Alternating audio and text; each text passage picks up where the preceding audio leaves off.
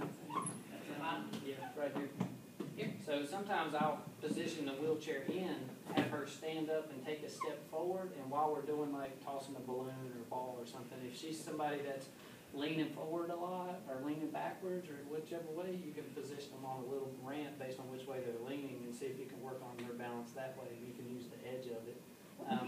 Every once in a while, you'll always have that patient that, say somebody really young, he's just 6 feet tall, 300 pounds, and all he wants to do is stand. You can do everything you can do on the mat. He's just like, I just want to get up. You know, just sometimes for motivation, you need to get the patient up. Even though it's not the most therapeutic thing, it just makes them feel so much better to get up on their feet.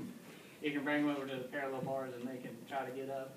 But every once in a while, I'll roll the chair in sideways.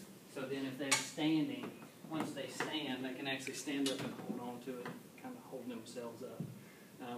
You know, we have the hydraulic lifts. A lot of times you can use like the sit-stand lift to put their feet up on it and get them up, and then they can kind of hold on up here. You can actually use that as a therapeutic thing just to get them up and let them stand for a little while, makes them more motivated. You know, I might do all the therapeutic stuff first and then reward them. Yeah, I know you've been wanting to stand. We've been working hard. Let's just see if we can get you up.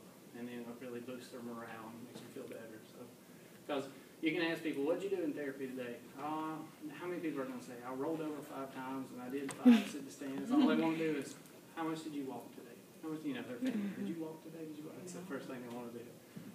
Did you have therapy today? No, and they'll say no because they didn't walk. Yeah, how can you walk yet? But that kind of stuff. So it's a motivating factor to skip ahead sometimes.